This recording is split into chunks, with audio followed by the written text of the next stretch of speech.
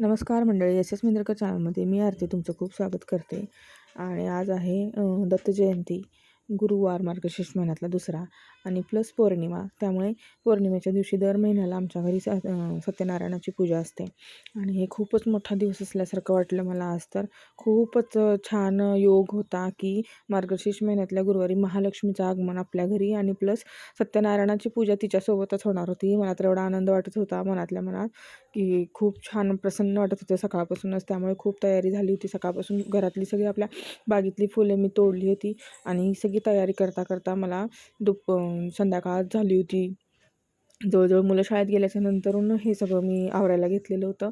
आणि दत्ताचा जन्म तर सकाळ सकाळी सासूबाईंनी करून त्या ह्याला गेल्या होत्या भागवत कथेला. दत्त जयंतीनिमित्त तिथं सप्ताह बसला होता 7 दिवसाचा. औषधाचे गहिनीनाथ महाराज आहेत ना, त्यांच्या मठामध्ये सप्ताह होता, तिकडे ते गेल्या होत्या. त्यामुळे एकटीलाच सगळं करायचं होतं हे सगळं. आणि त्या गेल्या असल्यामुळे जरा कसं ते असले की जरा हातभार होतो, पण त्यांना होत्या, त्या गेल्या होत्या तिकडं सप्त्याला. त्याच्यामुळं आपण अडवू पण शकत नाही. ते ऑलरेडी 7 दिवस आधी गेल्या, जात होत्या रोज रोज. आणि मग आज अचानक त्यांना नका जाऊ म्हणणं पण योग्य दिसत नाही. मग आमच्या घरातून तिथं सप्ताह बसला होता म्हणून आपण मेथोनी, पापड असं काही जे वारकरी लोक जेवतात किंवा तिथे जे पूजेला नैवेद्य लागतं त्याच्यासाठी आपण हे घरातून देतो. शेवया दरवर्षीच दत्त जयंतीला आपण हे सगळं घरून बनवून देत असतो. त्यामुळे आपण वर्षी सासूबाई ते सगळं घेऊन गेल्या होत्या. आणि इकडं मी सत्यनारायणाची पूजा मांडली, गुरुवारच्या महालक्ष्मीची पूजा मांडली. आणि मी आता सत्यनारायणाची पोथी वाचत होते, सगळं आचमन वगैरे करून घेऊन.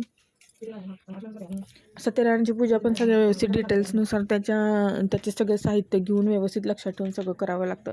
एक जरी चुकलं तर परत मग आपल्याच मनाला चुकल्यासारखं होतं. त्याच्यामुळे मग व्यवस्थित मांडून करून सगळं झाल्याच्यानंतर, रांगोळी काढून झाल्याच्यानंतर मी मग आवरून सगळं मग पूजेला बसले बघा. आचमन करून घेतले मी.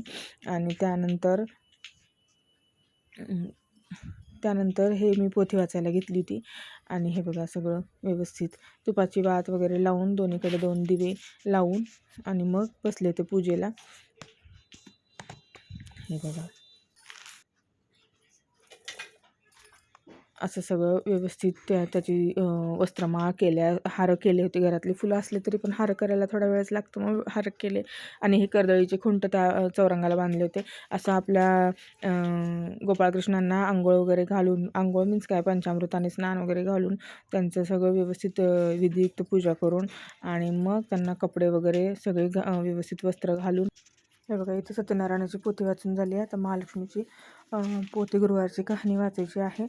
आणि गुरुवारची कहाणी वाचता वाचता 2 वेळेस मला कोणीतरी टकटक केल्यासारखा आवाज आला, पण उठून जायला मला आलं नाही. तर हे बघा अशी पूर्ण पोथी मी वाचून घेतली. आणि प्रजेलाही तो सुख देईल. हे बघा सगळं असं व्यवस्थित. त्या सगळ्या संपत्तीचा तो एकटाच उपभोग गेली म्हणून देवीने एका म्हातारीची एक रूप घेतली. उपवास असला तरी मनात एक उत्साह असतो. आणि त्या ती उत्साहाच्या राजाच्या नादात मुलीने आपल्याला भूक तहान काहीच लागत नाही, नाही का? प्रत्येक धाराशाही जणींचंच तिला असं पाहताच होतं त्याची का पुढे आली. माझंच तिने होतं म्हातारीला असं? विचारले, कोण मला बाई तू कधी कधी कुठून असा आलीस, काय प्रश्नच काम काढलं, पडतो. तुझं नाव काय, गाव काय, हवं काय, अशी तुला गुरुवारची म्हातारीने विचारून कहाणी, घेतले. गुरुवारची शेवाळ पोथी माझं नाव का मला किती माहिती आहे सुंदर की कथा आहे आली मी तुझ्या त्याच्यामध्ये. अंगणात आणि भेटायला आले मी ती कुठे आहे. दासी म्हणाली म्हणजे बघा राणीचा कसं उपहार आहे, त्याला सांगितले सांगायला देवानी पण येते. सगळ्यांना मी देऊन सांगायला गेले बघते तर त्या घेऊन. आणि म्हाताऱ्यावरच रागावतील. तुला का कशी परीक्षा भेटली, पण तू का बघतोय होता देव पाहून की तर तुला हाक काय लावते. करतोय तिकडे याचं इथून हे ना. थोडा वेळ थोडा औषधाला आणि लांब थांब. त्याच्यात म्हातारीला किती राग आला. ती व्यवस्थित सांगत म्हणाली, सांगितलेलं आहे लहान गेल्या महत्त्व जन्मी की एका वैश्याची पत्नी उठणार नाही, होती. ती मातणार नाही, तो घेतला असा वैश्य फार टाकणार गरीब नाही. होता. त्यावर असं तिने झुंज सांगूनच घातली. आपण पहिली पंचामध्ये पोथी उठू जेव्हा लागली. तिच्या वाचतो अवस्था तेव्हा पाहून आपण दया पण आली तिला. संकल्प केल्यासारखाच ऐश्वर्य होतो, नाही संपन्न का? सुख त्याच्यामुळे संपत्ती देणाऱ्याची महालक्ष्मी शक्य सारखी असेल भक्तीने तर केली. त्याप्रमाणे तिने व्रत केले. तिच्या उपवास व्रताने आणि हे व्रत महालक्ष्मी प्रसन्न करायचंच. झाली. तिची दारिद्र्य आणि संपले. शक्य तिचे घर धन नसेल, संपत्ती समृद्धीने खूपच भरले. तिच्या अडचण असेल तर जीवनात मग आनंद ते भरला. लक्ष्मी तसे केले. तेवढं वचनांतर आई ते दोघे आपल्याला पती पत्नी समजून लक्ष्मी घेण्यास लोकात पात्र वैभवात आहेच राहिली. की, नाही का?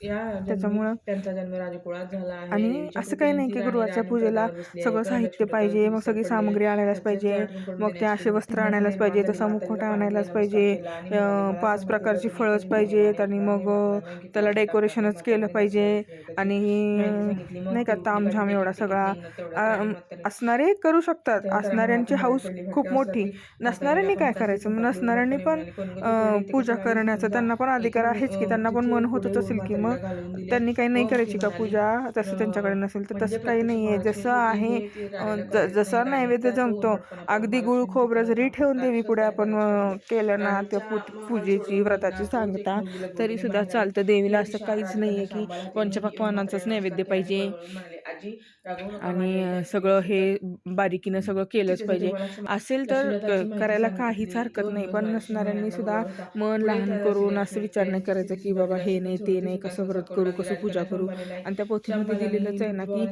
ती राणी सुद्धा राणी व्हायच्या आधी गरीब होती आणि भांडण करून अशी जंगलात वनात निघून गेली होती. आणि त्यानंतर तिला मग जेव्हा हे व्रताचा वसा कळाला तेव्हा तिने व्रत केल्यानंतर तिची सुधारणा झाली सगळी. आणि बघा मग असं आहे देवीचं महात्मा आपल्याने. मग ही सत्यनारायणाची आरती केली मी पोथी वगैरे वाचून झाल्याच्या नंतर. आणि सत्यनारायणाची आरती थोडी मोठीच आहे. आणि त्यानंतर महालक्ष्मीची आरती मी केली. किती छान दिवस योगायोग आहे की नाही, सत्यनारायणाला महालक्ष्मीची गुरुवारच्या पूजा एकत्रच झाली.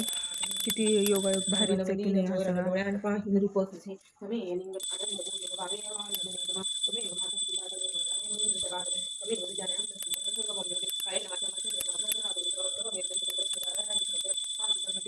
राम नारायण कृष्ण दामोदरम वासुदेव हरि श्रीधरम माधवम गोपिका वल्लभम जानकी नायकम रामचंद्र हरे राम राम हरे हरे हरे कृष्ण कृष्ण कृष्ण हरे हरे श्री महालक्ष्मी माता की जय, सत्यनारायण भगवान की जय. अवधूत चिंतन श्री गुरुदेव दत्त.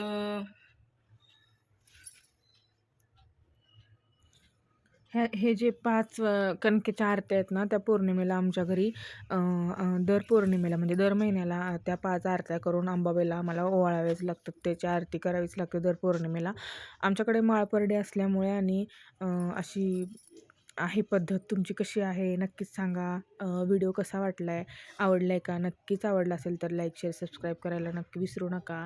आणि बघा अशी व्यवस्थित पूजा मांडली होती. काही चुकलं असेल तर तुम्ही सांगू शकता कमेंट करून. आणि प्लीज सपोर्ट करा. हे बघा अशी पूजा आपली छान झाली होती.